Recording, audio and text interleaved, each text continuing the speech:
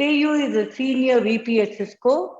Tay leads Cisco's social investments and stewards corporate social responsibility, sustainability across the business. Under Tay's vision and leadership, Cisco has positively impacted 527 million people, primarily through its strategic social investments. And now they are on to the next phase where they have a grand vision and are committed to impacting 1 billion by 2025. Next, we also have Desh. Desh is an entrepreneur, venture capitalist, and a senior founder of highly successful companies like Cascade Communications, Sycamore Network, Coral Network, and many more. However, Desh's biggest contribution has been his focus in bringing research, venture capital, and entrepreneurs, entrepreneurs together to solve problems for the society. He began this experiment at the MIT Deshpande Center.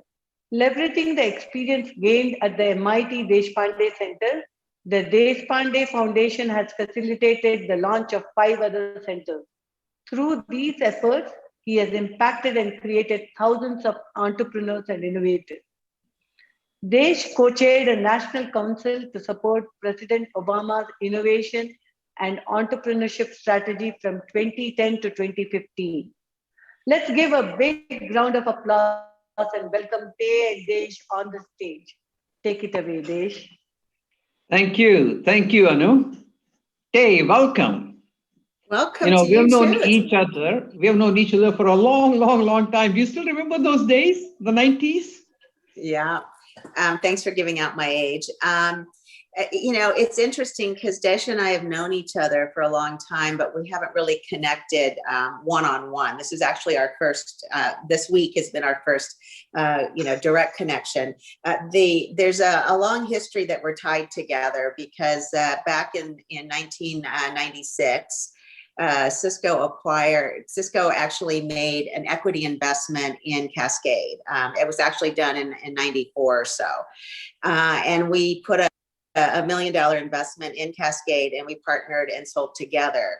And as is the traditional history of Silicon Valley, there was a time for us to get married, and we were not able to merge at that point in time. So we actually acquired a company called TiEcon.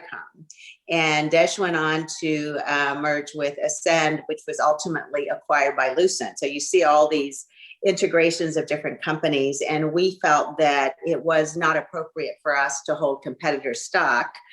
So we liquidated our equity investment, and that $1 million turned into a $65 million return. So thank you, Desh, for that. And with that return, we created and endowed the Cisco Foundation. And over the years, we used this interesting model of putting equities that were not strategic to our core business that we may have an investment into the Cisco Foundation. And because of that, there's a lot of great work we've been able to do as a company. So really appreciate that, Desh, and your contribution. So you are tied to Cisco, and we're tied to each other for a large extent. I actually was very fascinated with your story because, you have been a hardcore entrepreneur, clearly taking, companies to a very strategic level, and obviously made good returns for us. But you've been working in the social sector as well. Could you share with the audience a little bit about some of your programs? Yeah, our first journey started with MIT. And of course, that's all we knew, high tech, entrepreneurship, and starting startups and everything else. But slowly we realized that there are 7 billion people in the world, and 2 billion people have disposable income, and the other 5 billion don't have disposable income. And the 2 billion people, if you want to make a difference in their lives, you have to bring innovation. And 40, 50 years ago, when we all started companies, it was not a very common thing. But come 40 years, we built a pretty good ecosystem. So if somebody comes up with an innovative idea that solves a problem for people who have disposable income, we have the ecosystem now that has an impact. And of course, we need to do a lot more there. And that economy is very important because that's what drives the GNP, GDP, and everything else. But if you want to make a difference in the lives of those other 5 billion people, it's a little different because you have to, you cannot start with innovation. You have to start with co-creating the solution, creating the impact within those communities, bring them up to speed so that they're capable of absorbing innovation, and then sort of start to bring these ideas into it. I know you do a lot of that globally, and you have a very big reach in terms of building capacity, training people, and everything else. So what are those things you do, Tay? Share with our audience as to how you're having impact globally. Mhm. So one of the things I think we're very proud of at Cisco is that we've always had a very strong social conscience. From the very beginning, from our founders to every single CEO since then has, embraced this culture of, us being a responsible corporation and a stakeholder in all the communities in which we live and work, which in today's definition means everywhere because we're all virtual. And so what we were able to do is really focus on things that we thought would be important moving forward. One is capacity development. That if you look at the types of jobs that are emerging and you move from an industrial economy to a knowledge-based or digital economy, that every single person should have fluency in digital to some extent. And so we created about 25 years ago, almost 30 years ago, we created the Cisco Networking Academy program. And it basically teaches people how to design, install, and maintain networks. And what it does is that we've created a global certification. So what does that mean? When I went to Afghanistan in 2002 to put together our network academy at one of the universities there. And that first class had 4 women, and the lowest score was a 94. And what was really important about that is that you couldn't say, well, she did pretty well for Afghanistan, because that certification is the same ones that people have to pass and attain, whether you're in a very wealthy community in Silicon Valley. So the Network Academy program is now in 180 countries, and over 12 million people have been trained through that. The second thing is that you look at the future. What are the jobs of the future? We know some of them, and we know up to a point. But the reality is that everyone in this conference will contribute to developing the new jobs. So the most important thing is not just knowing the skills that you need today, but how do you build this muscle called entrepreneurship and innovation? And then how do you exercise it regularly throughout your life? So we have a global problem solver challenge so that we can get young people to come up and submit ideas. And then also to a curriculum for the lower grades, younger students, to be able to work collaboratively across boundaries throughout the school or between districts, between countries, to come up with solutions.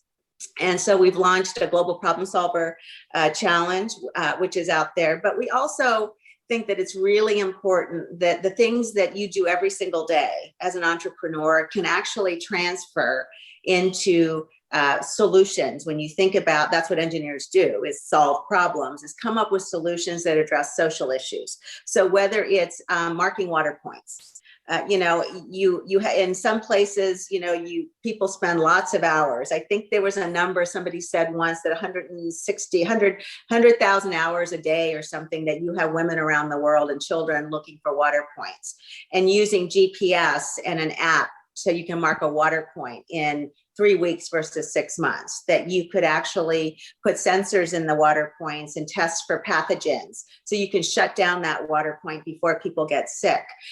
So with that, we put together this overarching strategy that we want to positively impact 1 billion people with digital solutions by 2025. And we're more than halfway there today, but it's really partnering and investing in social entrepreneurs, for-profit organizations, and the NGO sector to actually come up with these solutions, be global problem solvers, and address them, and then be able to measure the impact that those solutions have.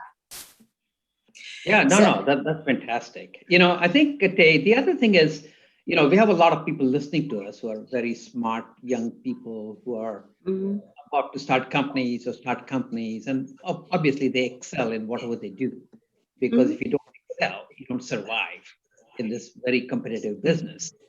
But they also have a compassion. They have a compassion for the people around them, and they don't. I think, like you said, there is smart people in Afghanistan, as many as there are in Silicon Valley. So the opportunities have to be equal for everybody, so that they can achieve their full potential. And so compassion is very important. But I think in the past, what's happened is that people who have been very compassionate have given up everything they can and helped people in villages, in remote places, and everything else. But they've been social workers. It's amazing what they do. They will give up anything that you want them to so that they actually help people. But their model doesn't scale. They can help 5 people, 10 people, 15 people, and so on. And so the opportunity that we really have right now is to still have that intensity of compassion. But in addition to that compassion, we can bring all the systems and the tools and everything else that you do, so that we can actually do what you're talking about. We can sort of take these programs globally. We can do them at scale. And also, there are 7 billion people. I mean, we cannot help like 5 people at a time and get there. It's just not enough time. And so now I know you work in lots of different countries. Do you find that working in one geography is any different than the other geography? No, what I found, to your point earlier about these amazing people who dedicate their lives to helping others, it's interesting because many of them have higher degrees. They could probably get a job anywhere, but they choose to work in the space they're working in because that's their purpose, and their mission. So what we did is we kind of outlined this framework, and it's called the cycle of innovation. And the way we look at it is there's 4 phases to it, very simple. The first is the ideation, coming up with a solution. The second is actually testing it, do some rigorous testing to see that it actually can have repeatable outcomes. The third is scaling it. So that it has a global footprint. And then the last is you become self-sufficient, whether you're able to sell the product, there's revenues coming in. And every solution is a little different because every problem is a little different. And I think that what we chose to do was to start, everyone wants to be in the third phase, because it's scaling. If somebody else paid and funded all the development, the testing and all that, and they can just invest in scaling it. And there's places there's a point of entry for everyone to participate. We made a decision that, about 60 to 70% of our investment would go into the first phase. We're a tech company, a higher risk tolerance. We have a lot of engineers who like to noodle over ideas with our partners. And so that's where we spend a lot of time, but we do invest in the other areas. And so this is where I think, to your point, Desh, is that there is a point of entry for everyone, depending on what their expertise is. The other thing I would say is that we shouldn't feel that we need to separate or compartmentalize what we do and when we do it, where I am a work person. Okay, now, I have some experience, I can take a breath and I'm going to do, something for society. I think that there's ways that you can do both concurrently. And I think that's what you're seeing now, particularly with this generation of entrepreneurs coming of age now, that this is something that they just incorporate into their lives and their both work and personal. Yeah, no, I think it's very important, and it's much needed too, because both, for example, India and US, they both have close to 2-3 million NGOs, right? But most of them are dysfunctional. And the reason being, because they don't have a balance sheet. Most of the nonprofits never get to this version 1.0 where they really have an impactful program. And if ever they get to, they are just struggling to meet the payroll for next 2-3 months. And therefore, they never get to 2.0, 3.0, 4.0, and so on. And so bringing this discipline of product development and continuously making things cheaper, better, faster is a practice. In fact, when we went to India to set up our program, first 10 years, we were primarily grant makers. We made grants to 183 different organizations and tried to help them come up with this process. And then we realized that they really couldn't do it because they just don't have the balance sheet. And so when I was talking to Ratan Tata in India, Ratan said, hey, why don't we try and see if we can come up with this new practice? So we set up this Tata Deshpande Innovation Center. So we have a large footprint, 700 people, a 300,000 square foot campus and everything else. And so now we're going through everything through a phase process, and it's amazing how it works. It does take a lot longer. So now, for example, we have a program. There's two programs that I want to quickly mention. One is the one that I work with Anu and her husband, which is a midday meal program where we do 1.8 million midday meals every day. Right? And then another program where we do these farm ponds for farmers. You dig a hole that's 100 feet by 100 feet by 12 feet, and that can irrigate 5 acres of land and doubles the income right away. So we've done 6,000 of them, and we just launched a program to do 100,000 of them. It's a large program. It's a 800 crore program. And it uses a lot of this satellite imaging technology and everything else. And our chief technology officer is based in Silicon Valley, right? So it's very nice to see the two sides come together. I actually think, though, that NGOs in general, they're not dysfunctional. They're actually very functional. So I think I disagree with you a little bit because it just depends on where they're located and what their resources are, because it is a lack of resources that contributes to some of their challenges. But one of the reasons why we wanted to put positively impact 1 billion people was that we wanted to be able to measure it. And when you work this closely with NGOs and you measure it, it's pretty interesting. We are partnered with Akshaya Patra as well that do the midday meals. And what they understood the distribution process better than anyone because they live in the local communities. And so what we did was we partnered with them and helped digitize their kitchen.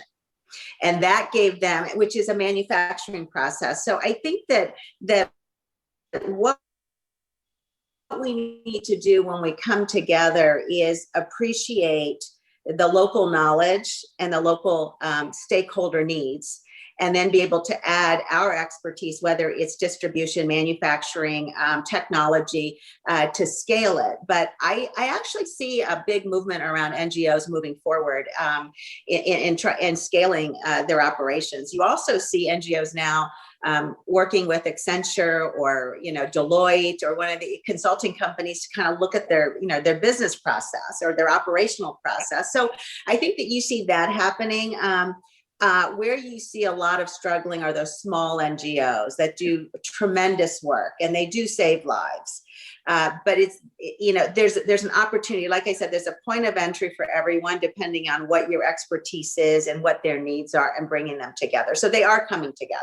Yeah. And they're much more functional than maybe when you got started in this space, because you've been doing this for a very long time, I think. Yeah. No. I mean, there's about 50, really very, very good organizations probably in India, maybe 500 in US. But the rest of them, it's a little bit like the startup economy, right? I mean, things get started, but unfortunately in the nonprofit world, there is no Chapter 11 and there's no mergers and acquisitions. In the for-profit sector, innovation gets pumped into the overall system with these small groups of people coming together and coming up with something.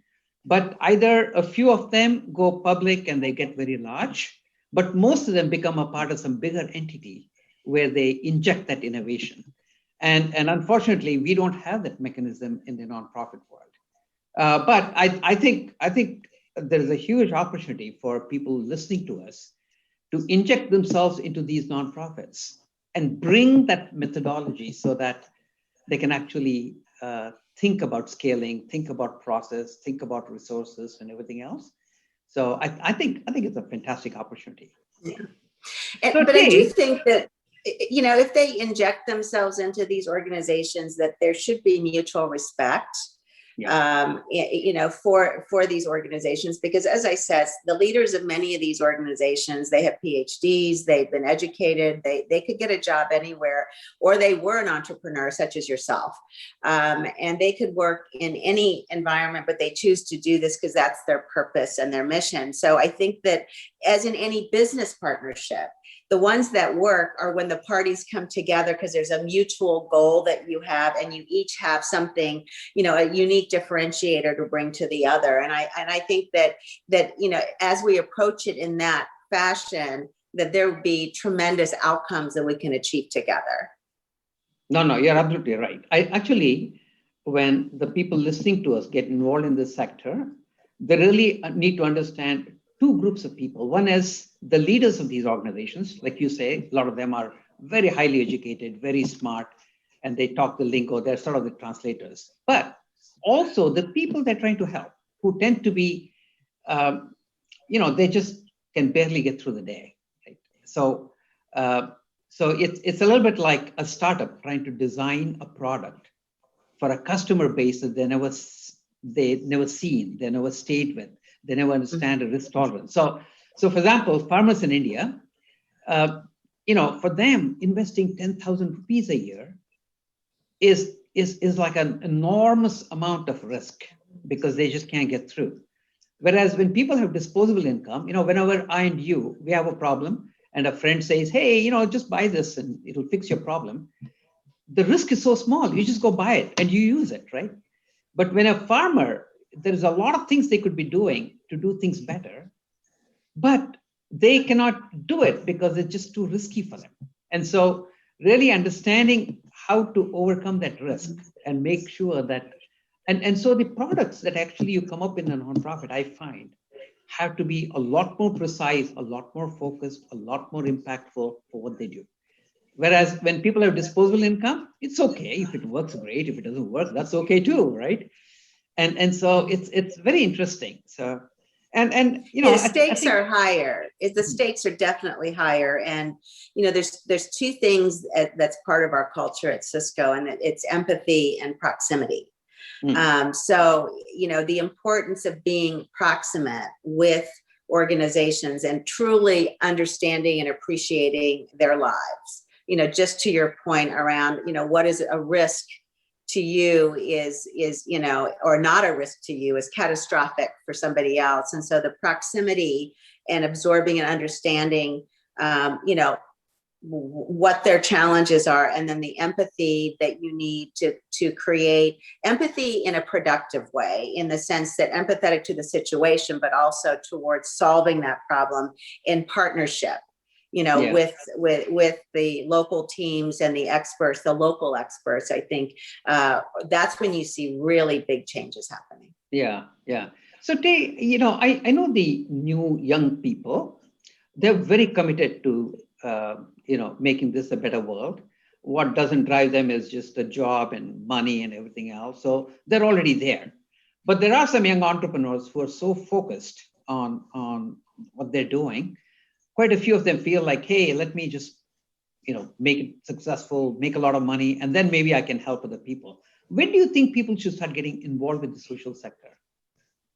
As early as you can, because the reality is, if you break down all the products in the world, they solve problems. Okay. And I'm going to just give you one example. It's the environment. The environment is one that impacts everybody, but particularly it affects those in the underserved communities around the world. In order for us to really survive beyond survive multiple generations is that we have to figure out how to move this forward. That is not, something that you do in your spare time. And there are entrepreneurs who are focused on it. They are getting venture capital. It's fascinating what they're getting. They're getting venture capital. Let's take, California wildfires.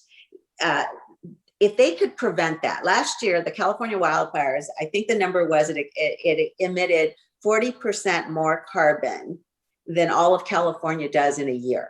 Okay, so maybe the statistics aren't perfect, but the proportions are dramatic.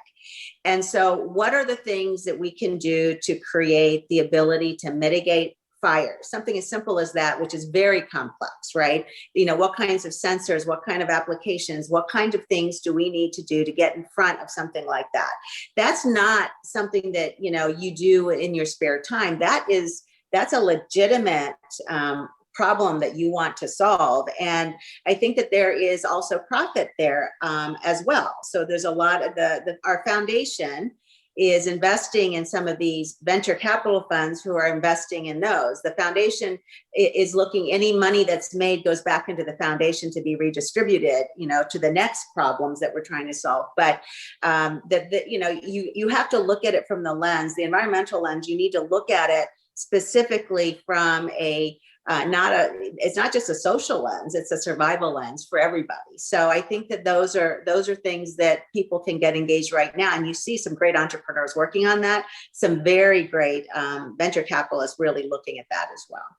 Yeah. Just like everything else, it's a learning curve, right? I mean, you have to get involved.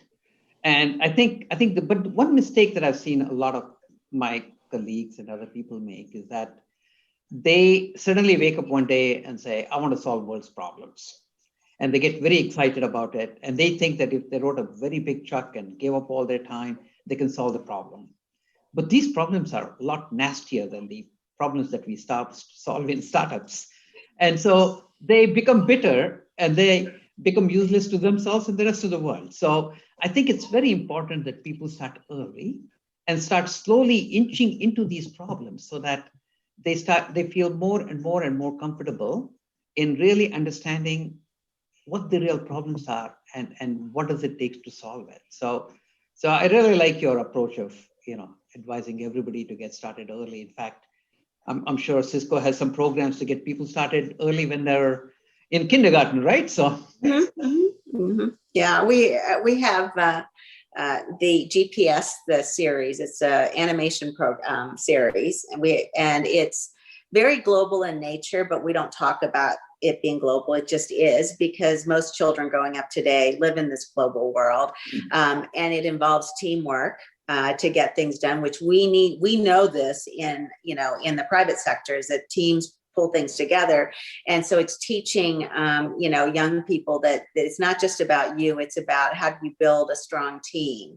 How do you set goals and achieve them? And how do you think like an entrepreneur and a technologist as well? And so that's one component. But I think that, I'm just excited about these generations. It's not just the generation today, but the two before that as well. And now the one we're seeing coming of age is the reality is that they're already there.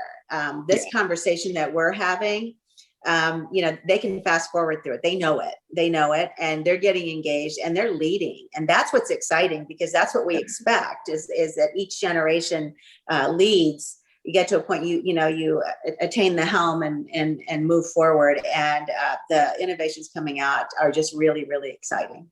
Yeah, no. Also, I think leading companies like Cisco are also embracing it, and without a purpose, it's very hard to recruit young talent these days. It's not just enough to be able to show a top line and a bottom line.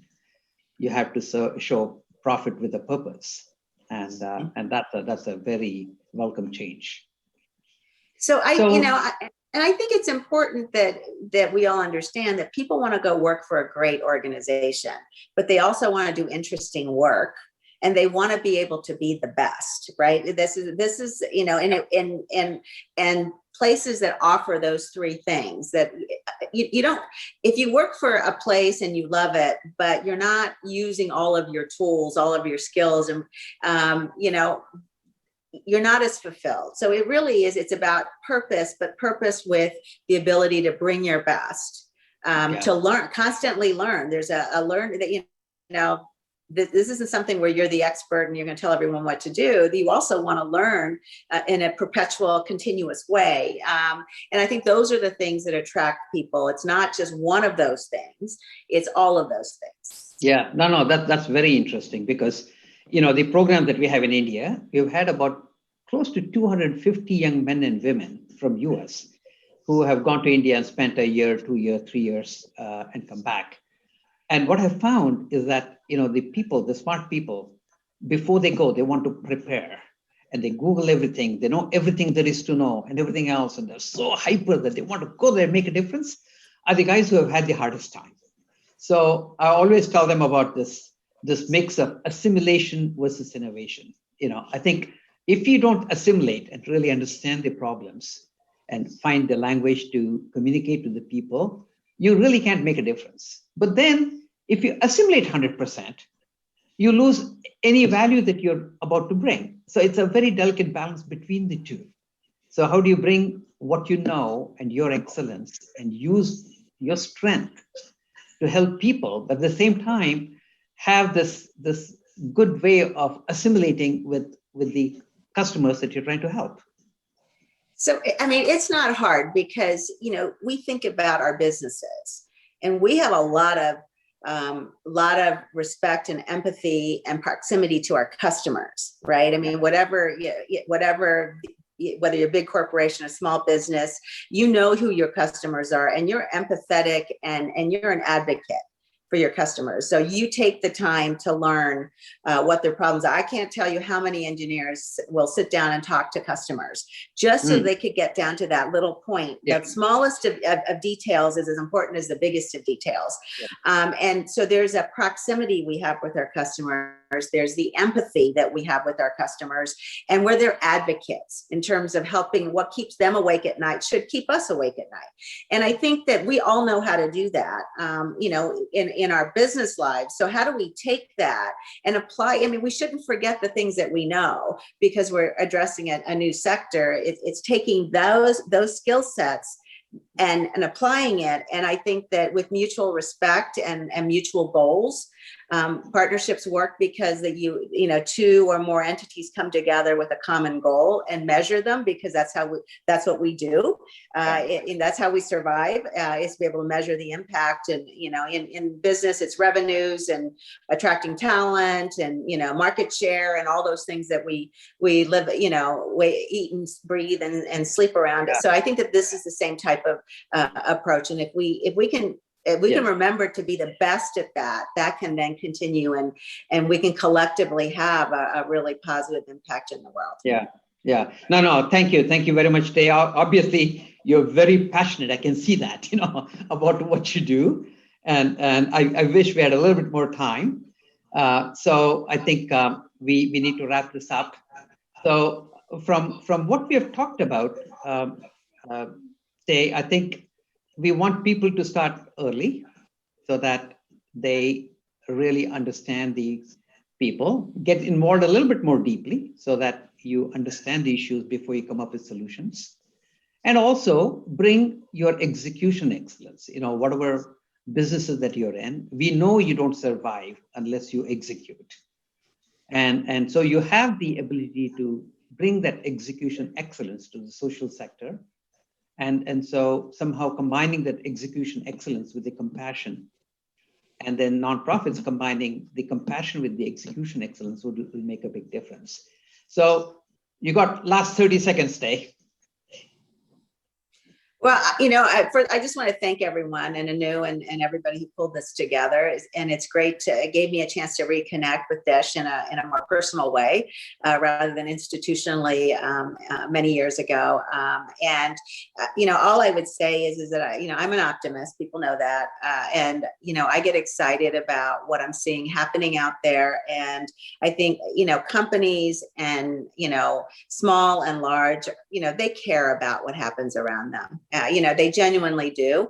But now we have an opportunity to openly express it and be able to, find interventions and inventions to be able to solve some of our largest problems.